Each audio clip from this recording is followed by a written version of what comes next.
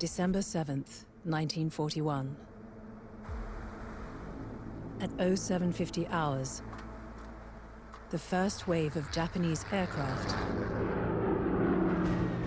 appeared over Pearl Harbor.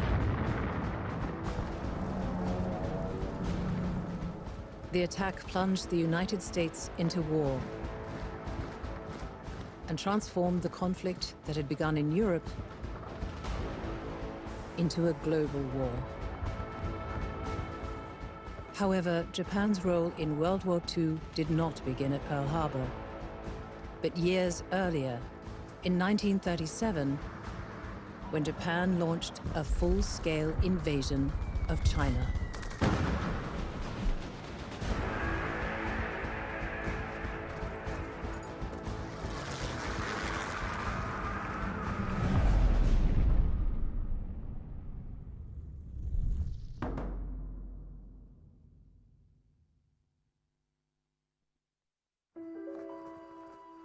In 1926, a new Japanese emperor ascended the chrysanthemum throne, and a new era was announced. It took the name Showa, meaning enlightened peace. The emperor was Hirohito. で、ヒロヒト天皇は若い時に、皇太子の時に、イギリスおよびヨーロッパをずっと回っております。天皇になるもんですから、なるのが間近だったもんですから、諸外国を見た。それが初めてヒロヒト天皇が海外ヨーロッパを、それまでの自分の生活はいわゆる籠の鳥だった。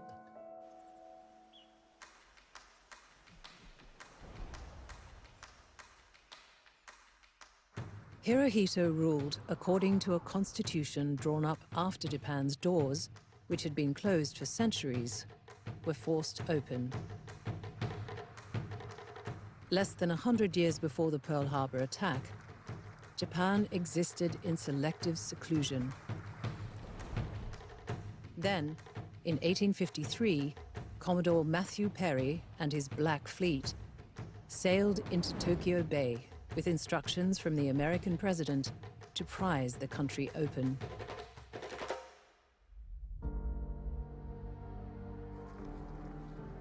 This is the era of high imperialism. All the powers, Britain, France, the United States, Germany, everybody is in the game of expanding their territory. And it's at that moment that Japan is involuntarily incorporated into the global trading system and the world interstate system by the United States, who comes in and imposes under gunpoint an unequal treaty on Japan. 15 years later, in 1868, Japan entered a transformative period, the Meiji Restoration. So this triggers a revolution in the country, the overthrow of the old regime, and the new government that comes in immediately embarks on an aggressive and rapid program of defensive modernization. The program's objective was to see Japan recognized as a civilized and modern state by the Western powers. The Meiji Constitution was created because the Meiji oligarchs thought that it was necessary for a modernized, civilized nation-state to have a constitution. The constitution created a parliament known as the Diet, enshrined the supreme role of the emperor, and placed the military beyond the reach of the parliament. Whether or not the oligarchs envisaged the rise of militarism at time of creation is debatable. It certainly made it easier for the military to intrude into politics from late 1920s onwards. The military could act without political sanction. Their supreme head was the emperor, who, it was assumed, would never wield the extent of his power. "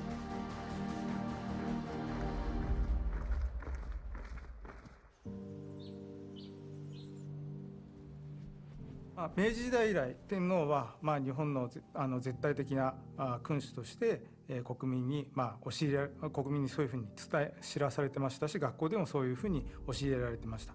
で、なかなか近づけない雲の上の存在ということになります。The emperor was not just the head of the army, he was the father of the nation. He was owed loyalty, and he also symbolically looked after the soldiers. The emperor was advised by his close circle of advisors, and on that advice, he would direct things like appointing the cabinet and opening the diet, taking that ceremonial role within government, but always theoretically did have the power to intervene and exercise his political voice.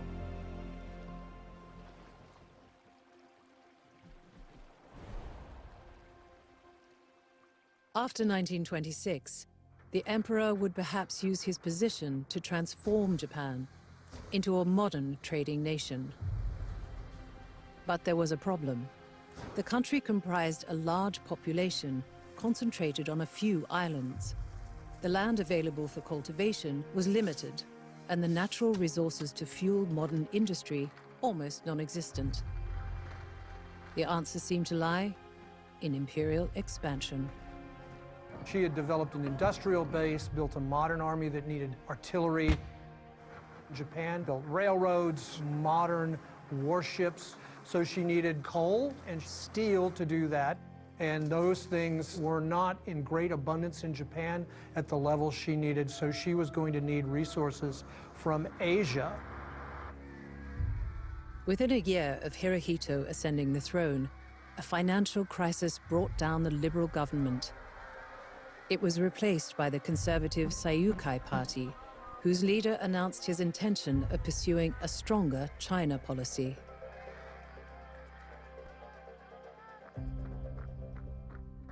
The rivalry between the two nations developed in 1884, when Japan supported a coup in China-dominated Korea, gaining a foothold in the region. Meanwhile, with its construction of the Trans-Siberian Railway to the port of Vladivostok, Russia hoped to expand its influence in East Asia. In a series of preemptive strikes, Japan dominated the Russian Navy. It really cemented Japan as one of the great powers, really the first non-European nation to really sort of achieve that status. It also established the Japanese Army and the Japanese Navy as among the competitor premier military institutions in the globe. So it was as a world power that Japan took its place in the alliance against the Central Powers in the First World War.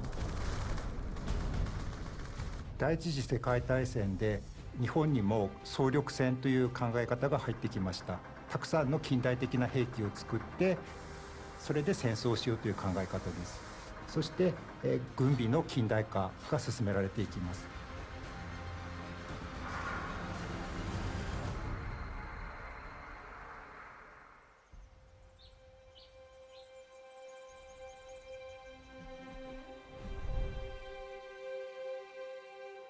In June 1919, the victorious Allies assembled at Versailles to plan the post-war world. 第一次世界大戦が終わって日本が世界の中の強国として自分の力で国際秩序を引っ張っていこう、発展させていこうというそういう考え方が生まれてきた年ですね。Japan was to be bitterly disappointed. France, Great Britain, and the United States proved to have the loudest voices. Japan was a British ally, was therefore on the winning side, but felt in particular the failure of the negotiators at Versailles to include any kind of racial equality clause in the final treaty was really a rebuff. As a result, the feeling both in China and Japan that essentially the West would never treat Asian countries equally or fairly began to grow.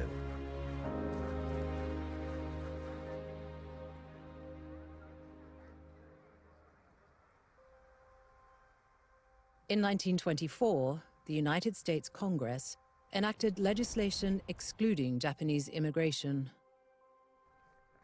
One of the things that irritates the military is that Japan is not treated as equal between the great powers. You know, again, they feel insulted by this, but they also feel their own power is being undermined. Rising nationalism, feeding on discrimination, rejected any ideas that were not authentically Japanese. The tinder was dry. Any spark would ignite nationalist sentiment. 1920年代の後半の日本の国内と国際的な大不況、これが原因だと思っています。The British-led system of international free trade had been a major casualty in the aftermath of the First World War. In 1930, the US raised tariffs to protect American businesses and farmers, while Britain favored trade within her own empire. 陸軍は大不況を脱出するためには外国に武力で進出していろいろな資源や土地を獲得するしかないと国民に訴えました。国民もその考え方を支持していくようになります。They feel very much threatened by those changes that are taking place in the global economy. And the onset of the Great Depression makes that much, much worse. Because Japan's major export is silk. It all goes to the United States, virtually all of it. Silk is a luxury good. After the Wall Street crash, people stopped buying silk. ですから繊維製品作ってるのは実は都市だけじゃなくて農村で絹の原料を作ってますから農村部まで大変に疲弊することになって、都市も農村もですね大変ななんて言うんでしょう経済的なひどい落ち込みようだったんです。Resource poor Japan was ill-placed to survive a reordering of global trade. Territorial expansion offered itself as a potential solution. 恐慌で日本経済が破壊されてしまって、とにかくその海外に資源を求めたかったんですね。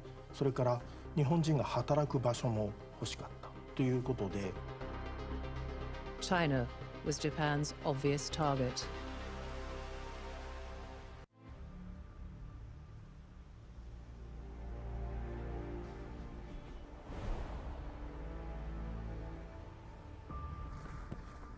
The general election of 1928 was the first since Hirohito had been crowned emperor.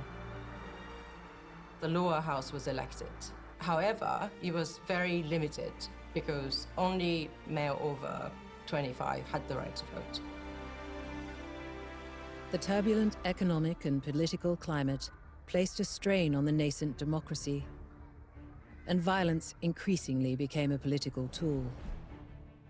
The attempted assassination of Prime Minister Hamaguchi at the hands of an ultra-nationalist ushered in what one Japanese politician called a period of brainless patriotism. You have a series in the early 1930s of assassination attempts, which are not necessarily engineered by the military top brass, but very often involve more junior soldiers. Very often, too, with links to right-wing groups.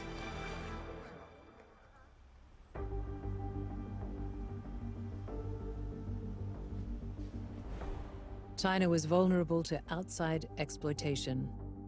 In 1912, the Qing dynasty was overthrown and the Republic of China founded. 16 years later, Chiang Kai-shek became its leader. He had been battling the Chinese Communist Party ever since. Western governments had seized footholds for Chinese trade, and so had Japan. Amongst Japanese concessions resulting from their victory over Russia in the region were the rights to lease sections of the railways in southern Manchuria. They rename it the South Manchurian Railway, and this becomes the beating heart of Japan's economic empire in northeast China. They also are authorized by the terms of the lease to station a militia. And so they establish what becomes the Guangdong Army.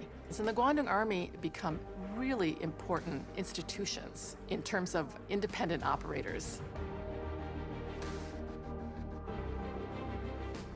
Independence among some officers in the Guangdong Army emboldened them to make the first move. On the 18th of September 1931, Japanese troops in Manchuria, acting without authority from Tokyo, fabricated an incident to justify taking over the whole of China's northeastern region. So the officers of the Kwantung Army decided to take matters into their own hands and staged an incident just outside Mukden.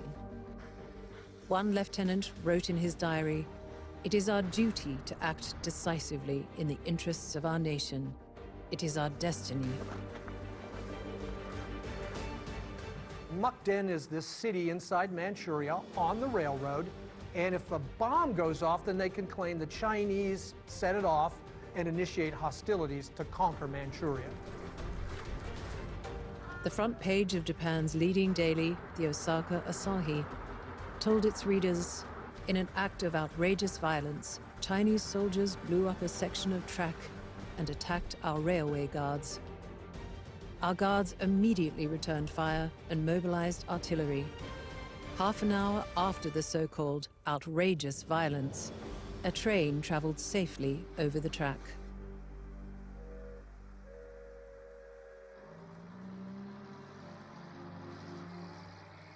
However, the incident was all the pretext Japan needed for a larger invasion.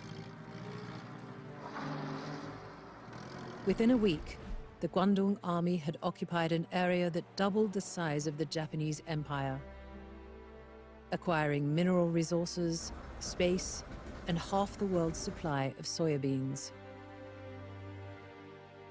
The Kwantung Army is a very interesting institution. It's under the administration and the chain of command of the Imperial Japanese Army, but because it's physically separated, because it was over in Manchuria, it achieved this kind of autonomy.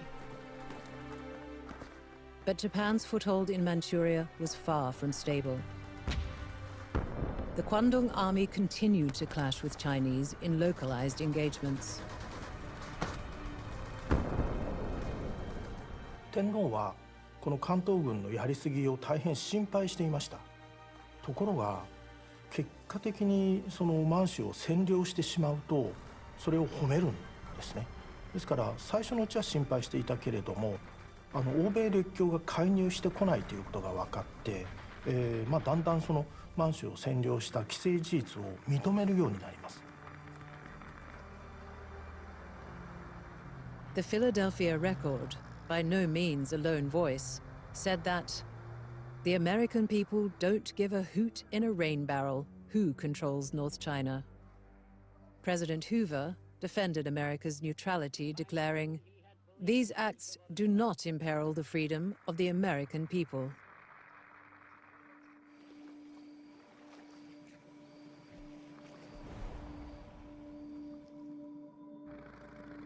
The Japanese renamed Manchuria as Manchukuo and established the last emperor of China as its nominal ruler. They create a whole structure of an independent state that is staffed by local Chinese officials who are running everything. And this state is really just a joke.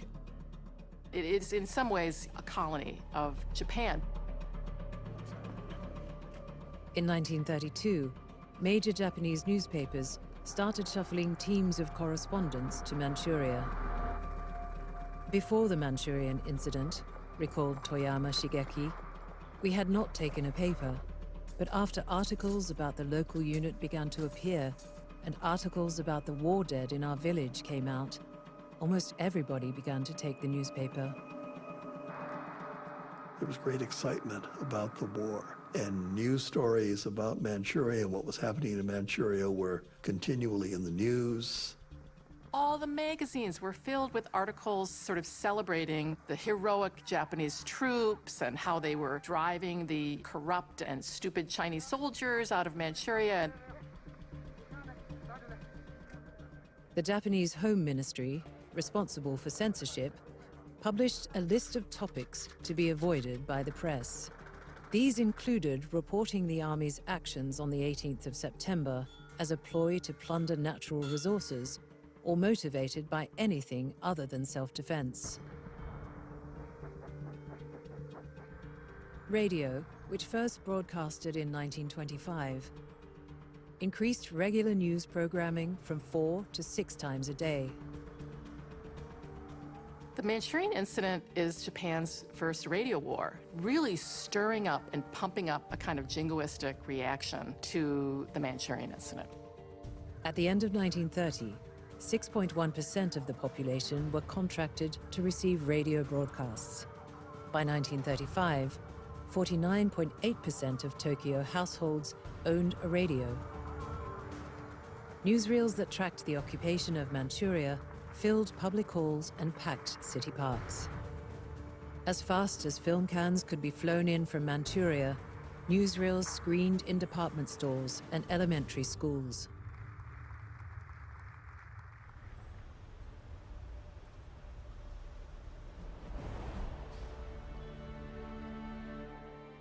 In response to the invasion of Manchuria, anti-Japanese activity flared in the international district of Shanghai.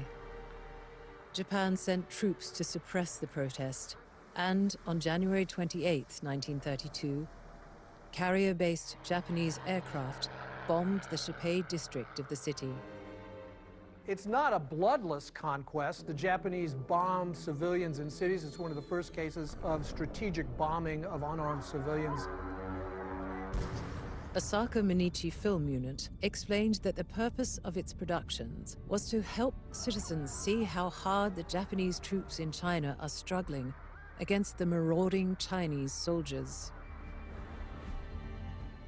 In the first general election after the Manchurian incident, the Seiyukai Party won a landslide victory. They were determined that Japan needed land, needed resources, needed to adopt a policy of settling 1 million families on rich Manchurian soil. On May 15th, Prime Minister Tsuyoshi Inukai, who had refused to formally recognize the puppet state of Manchukuo to appease the League of Nations, was gunned down by a group of military officers. The war minister labeled the killers irrepressible patriots. この犬飼内閣の崩壊によって戦前における日本の政党政治というのがですね、もう途絶えてしまいました。つまり国民の怒りはですね、政党政治に向いていたんですね。その経済恐慌によるその被害というのを食い止められない政党政治に対して多くの国民が怒っていたと。ですから意外にですね、その暗殺した人たちに対して国民は同情的だったんです。After Inukai's murder, civilian politicians were confined to minor roles. An admiral, Saito Makoto, was made prime minister, and civilian politicians in the cabinet were outnumbered 2 to 1 by bureaucrats and military personnel. The military had an effective power of veto in the cabinet, which could bring down a government. The role of the elected assembly simply evaporated as military expenditure began to climb, increasing 1,200% from 1931 to 1938.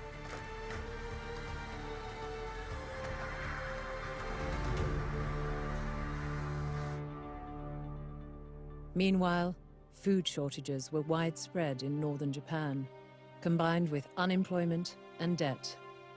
In one village, in Iwate Prefecture, the infant mortality rate in 1930 rose to 50%. A village head in Yamagata Prefecture reported in 1931 that 110 of the village's 467 girls aged between 15 and 24 had been sold as prostitutes. Japan was looking for answers.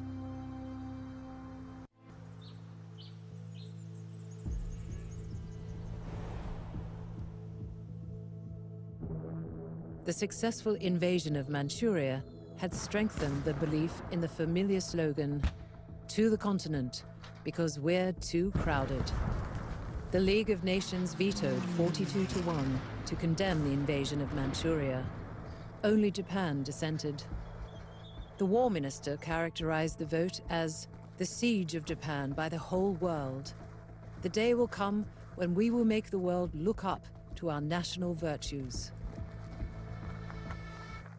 日本の民衆は最初はあまり陸軍の動きを支持していませんでしたが、国際連盟などで日本の行動が非難されると、日本の中で愛国心が高まって陸軍の行動を熱狂的に支持していくようになりました。We shall spend a short time to carry out the investigation which has been entrusted to us by the League of Nations. The League's inquiry into Japan's invasion of Manchuria took almost a year to table its report. It has a lot of criticism for China, but it does not accept the Japanese case. It does not accept the case that Manchukuo was the result of an independence movement. It does not accept the case that Japan had to occupy all of Manchuria in self-defense. Foreign Minister Uchida concluded his evidence before the commission by saying that China has been playing with Japan for too long. The endurance of the Japanese people has come to an end. 内田光斎という当時の外務大臣などは、日本の国がたとえ焦土焼け野原になったとしても満州国を支持するんだと強硬な主張をしました。それに対して積極的に反対を唱える声というのはあまりありませんでした。Japan withdrew from the League in March 1933. Japan finds it impossible to accept the report adopted by the Assembly. The American ambassador in Tokyo told his president, "This step indicates complete supremacy of the military."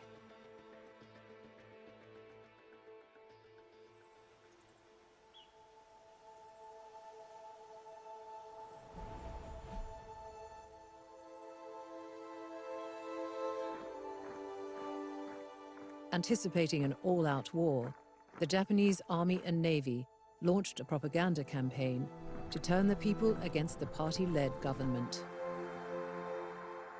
満州事変とそれからその結果できた満州国っていうのが当時の日本人にとっては非常にうまくいったんだと、成功したんだってこう捉えられたんですね。でそれを今度は満州じゃなくて中国の、北京周辺ですね、あそこでやろうとしたんです。ですからその満州事変のようなことをもう一回起こして第二の満州国を華北、これは北部中国ですね、ここに作ろうというんですね。In early 1934, an army pamphlet declared, "Now Japan stands at the center of a world which has entered the Pacific Age." The Manchurian incident changed world history. The age of white race omnipotence is passing. At the end of the year, Japan gave notice of her intention to disavow her obligations under the Washington and London Naval Limitation Treaties. The Japanese sense of honor and of concern for national dignity and prestige would make it impossible for my country to consent to a continuation of the present ratio system. Japan is going to give notice of her intention to terminate the Washington Treaty of 1922 to have a new deal in the naval matters. The Japanese government then officially declared the depression over, with production rising at more than 10%. Military doesn't want its spending stopped, so there's another source of concern about the government in power wants to stop that because they said it's going to become seriously inflationary if we carry on. If democratic process, elections and debate did not feature in Japan from the mid-1930s, a struggle between competing factions certainly did. One faction, led by Seidao Araki, called itself Kodaha, the Imperial Way. 行動派というのは陸軍の中の一つのグループで反ソビエト、反共産主義で結びついていたり、天皇中心の新しい国家を作ろう。天皇中心っていうのは、それまでですね、日本国家の中にはやはり特権階級がいっぱいいたわけですよね。財閥だとか、あるいはその地主だとか、そういう特権階級を全部こうなぎ倒して、天皇だけの権威によって治められる新しい国を作ろうっていう、それが彼らの理想ではあったんですね。They believed that morale and spirit and the Japanese superiority in spirit and fighting spirit and Bushido spirit would win. And for that kind of army, you needed a large army. But you didn't need a lot of this high technology because the Japanese soldier could defeat high technology. Blood over bullets. That was sort of their approach.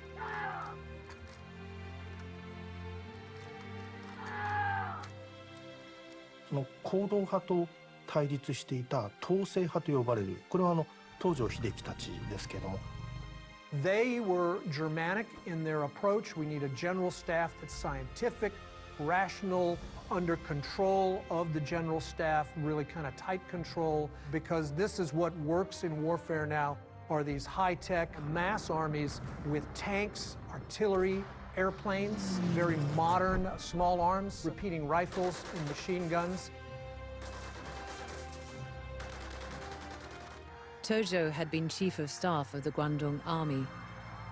He would later become army minister, wartime prime minister, and finally be hanged as a war criminal.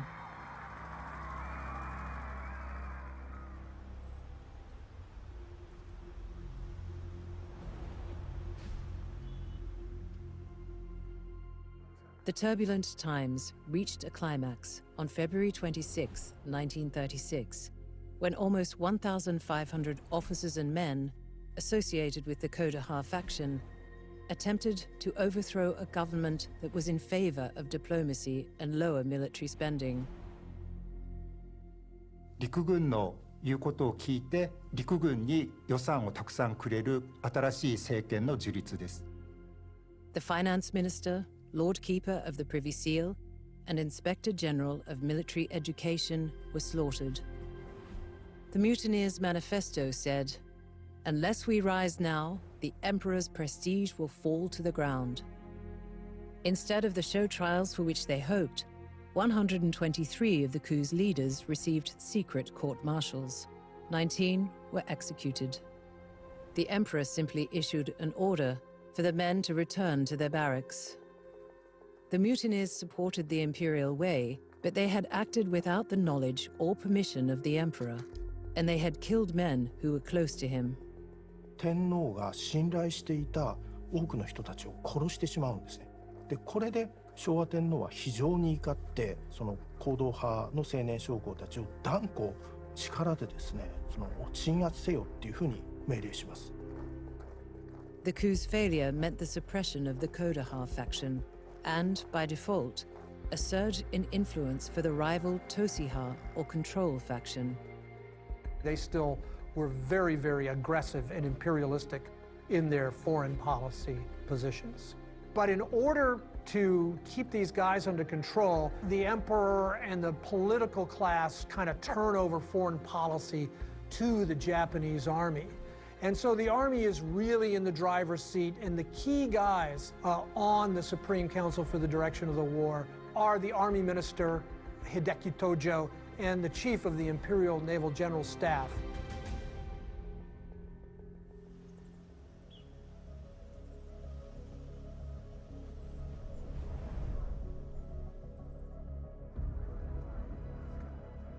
From 1931 to 1937,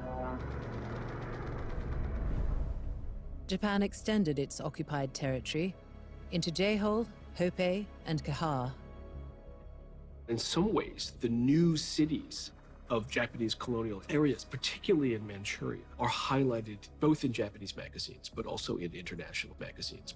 And then people can experience both the cleanliness, the speed, the sleekness, the quote, modernity that is then all associated with Japan, and that ties into this idea of Japan leading East Asia. It's the new light of East Asia. However, Japan's presence in China was under the pretext of holding and defending Manchukuo.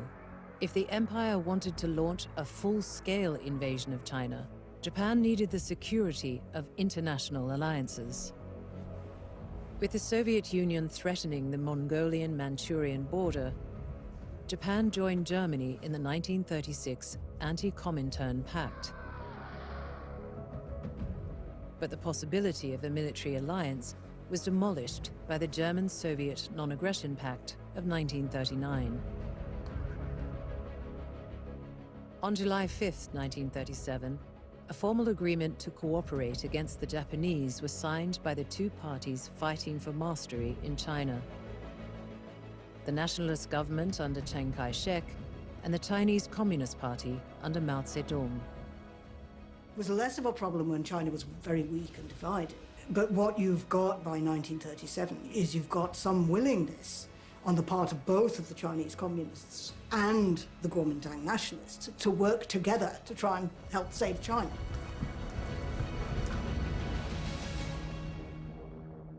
World War II broke out on the 7th of July, 1937. This is not a date that European historians generally attribute to this event, but I think there is a very strong case that actually the Second World War began in Asia, and particularly with shooting between locally garrisoned Chinese and Japanese troops at a bridge called Lugoqiao, known in the West as the Marco Polo Bridge. One small, unplanned incident actually set off a powder keg that launched continental war. From mid-July, deliberately overreacting to a minor skirmish, Japanese troops were surging into China. No longer a territorial dispute, Japan had launched a full-scale invasion, striking beyond Manchukuo, expecting an easy and early victory. So it's important to remember that at the start of this war, this was portrayed in Japan as an incident that would be over within a matter of weeks. Japanese troops would march on Nanking, the Chinese government would surrender, and the incident would be over. Japan had got itself into a sort of ideological trap by 1937 when full-scale war broke out between China and Japan. They had become convinced, in terms of their own domestic politics, that China was a weak opponent, almost an unworthy opponent, and that if Japan were to go to war against the Chinese, then the whole thing would be over probably in 3 or 4 months.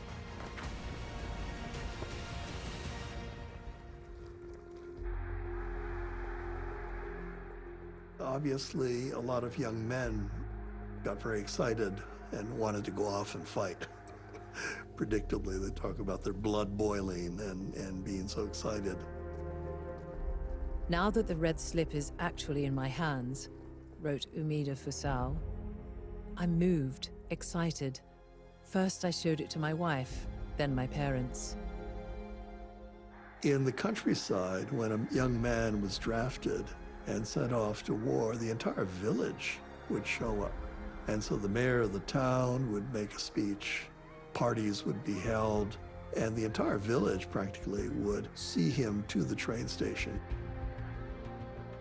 A recruit from the Kyoto prefecture was given a dagger by his mother, who said, if you're captured by the Chinese troops, use this to cut your stomach open and die. I have 3 boys already, so if I lose you, it won't bother me. This pressure was also felt by women occasionally.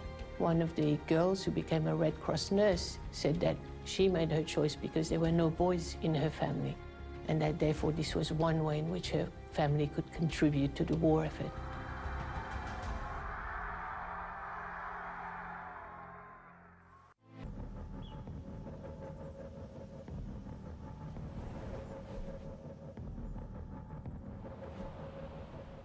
By August 11th, more than 30 Japanese warships, including 5 troop transports, stood in the mouth of the Wangpu River. On August 18th, Hirohito asked his service chiefs how they intended to land a knockout blow that would quickly end the fighting. The response, delivered 2 days later, proposed a bombing campaign, a blockade, and destruction of the Central Army. 当時の天皇というのは神の子孫であるとともに軍隊の最高指揮官とされていました。ですからその天皇が軍服を着て国民の前に姿を現すことで国民に天皇の威厳を見せつけて国民を統治しようと考えました。The first Japanese troops landed in Shanghai on August 23rd. Most would move on northern China, a vast territory in which a decisive battle did not guarantee victory.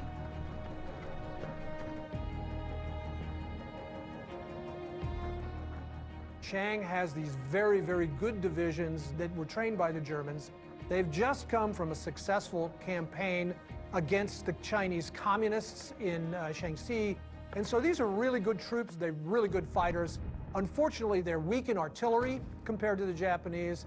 They're weak in small arms and machine guns. They're weak in aircraft, and they have absolutely no naval power. The Japanese are strong in all these areas.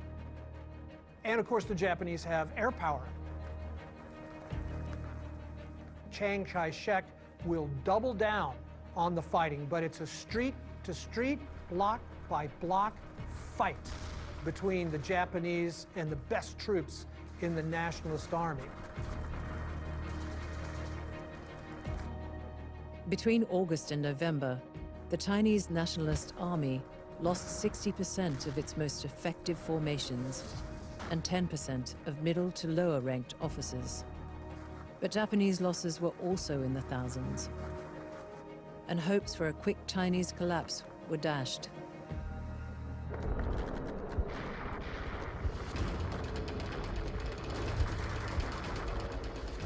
The Japanese strategy was Sokusen Soketsu, rapid combat, quick decision.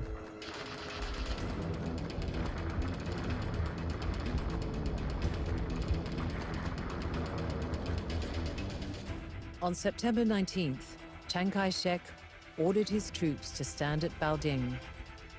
On the 20th, General Terauchi, commanding the Japanese offensive, said, "The officers and men should not return without filling their canteens from the Yellow River." 最初のうちは天皇は心配するんです。で、やはり欧米列強の介入が怖かったんですね。ところが、欧米列強が直接介入してこないと見るや、基本的には軍のやってることに賛成をして、早くその中国軍の主力を叩けということをかなり強い口調で命令します。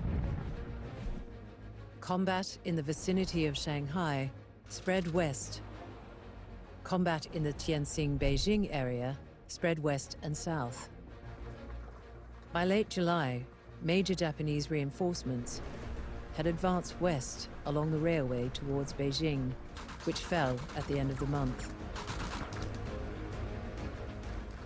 Japanese troops began to push inland up the Yangtze and floated balloons over the Forbidden City in Beijing.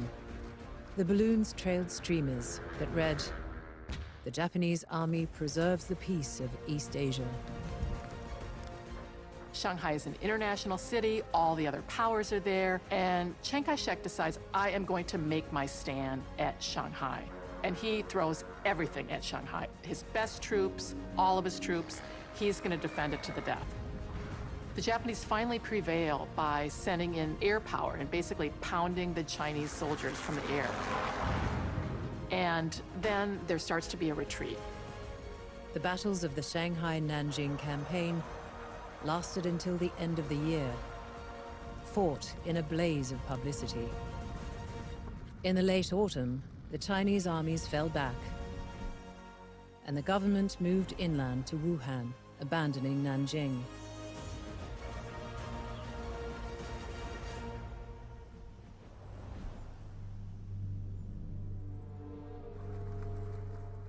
In the race from Shanghai to Nanjing, there's this deadly escalation of violence. The fall of Nanjing united Japan's two theaters of operations, ending 1937 with an episode impossible to whitewash and difficult to understand. By the time they get to Nanjing, everything is already broken down, complete breakdown in discipline. The high command has gotten way back behind most of these soldiers, and they start to hear reports about what's going on. There was no plans for taking prisoners of war. They couldn't feed the Japanese soldiers, much less any kind of prisoners of war. So what do? They executed them. In the fighting until the fall of Nanjing, there had been outrages on both sides. Japanese swords had swung down on Chinese necks. Prisoners had been bayoneted, shot, and burned. But in Nanjing, it went on for weeks. soldiers and officers were guilty of murder, rape, and torture. One officer admitted to making a sea of blood in order to terrify the locals. In the minds of the Japanese public, as long as China was in a state of civil war, it continued to pose a threat for itself and for its neighbor. In the midst of this narrative developed an image of Chinese people as disloyal, treacherous, weak, and unable to rule themselves. And these kind of racist ideologies towards the Chinese then influenced the brutality and atrocious behavior of Japanese troops in China. The massacre in Nanjing was a big surprise and a great shock. It shocked people who expected that Japan was now a civilized, modern power. The Japanese media was silent on events in the city. The well-documented rampage continues to be largely denied to this day. Masatake Okumiya, a Navy pilot, was a witness. He saw Chinese bound with their hands behind their backs, facing the Yangtze River. About 20 soldiers were beheading the Chinese with their swords. Nanjing was not the exception. It dominates the reported narrative of Japan's invasion, but it was emblematic, not unique.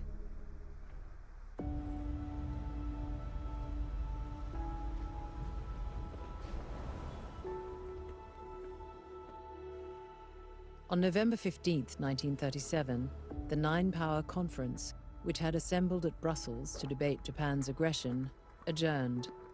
It rejected Japan's euphemistic characterization of the invasion and admitted to finding it difficult to understand Japan's persistent refusal to discuss a way forward.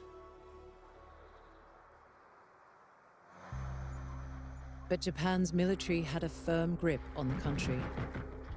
In 1931, military spending had accounted for 29% of total government expenditure. By 1938, it had risen to 75%. Japan was an industrial power whose war potential was significant, but the full-scale invasion of China had not translated into a great victory.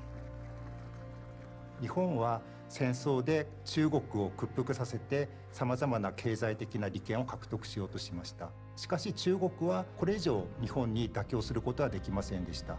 そのため日中の争いは拡大していきました。 Falling back, a tactic enabled by China's size, drew Japanese forces deeper into the country, stretching supply lines. Cities and towns fell, but that had not been the objective. The aim had been to destroy China's central army and dismantle the government. The strategy failed. Instead of a short, sharp victory, Japan was bogged down in a vast and often unfriendly landscape. By 1941, Japan lost 185,000 dead and was looking for a plan B. The two factions within the military reviewed their options. One faction, driven primarily by the army, prized the economic and territorial value of northern China and Siberia. The Navy favored a strike south, into the resource-rich possessions of the Dutch, French, and British empires. Their eyes were on the tin, rubber, and oil of Southeast Asia. How would the US respond if they launched such an attack? What could Japan do to neutralize the American threat in the Pacific, clearing the way for a rapid war of conquest?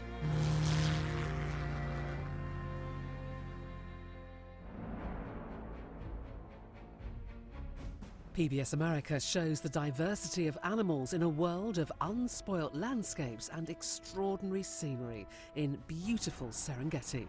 Next.